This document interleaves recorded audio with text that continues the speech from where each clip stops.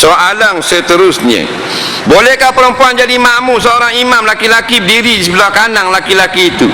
Perempuan tak duduk sebelah kanan, ni makmum itu imam laki, perempuan duduk belakang. Faham? Kalau laki-laki dengan laki-laki duduk tepi gitu, dia belakang betul-betul.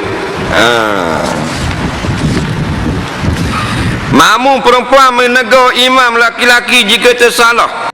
Bagaimana cara yang betul untuk menegur imam tersebut?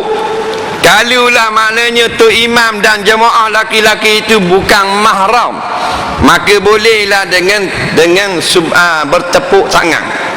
Tapi kalau mahram kita macam isteri dengan suami, maka boleh dengan bersuara. Faham?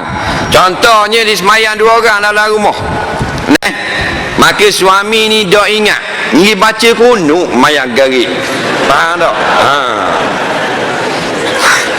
Maka tu imam bini pun tegur subhanallah, boleh, tak ada masalah.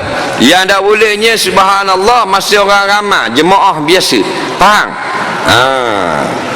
Kadang-kadang kalau tegur tak erti kok subhanallah. Contohnya yang naik, kalau kain tu koyak nak tegur gua ni, ada najis di belakang, subhanallah erti tak tu imam? Tu imam pakai kain koyak nampak punggung. Dah kalau nampak punggung batal dah semayang. Batal dah lah. Ni dak, ni kita tegur kok subhanallah. Subhanallah. Jadi tu imam napa pula subhanallah ni? Tu dak faham. Padahal koyak nampak punggung. Dah nampak punggung dah sah dak semayang. Dah sah, pergi dah seorang ganti imam, duduk sebelah imam, tolak suruh tubik. Faham?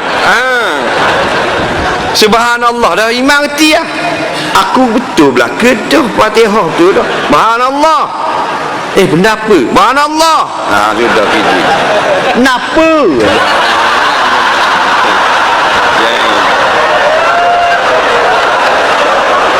Jadi pergi sebelah imam, bang. Kita pun keluar mana ada kerosakan pada semayang kita,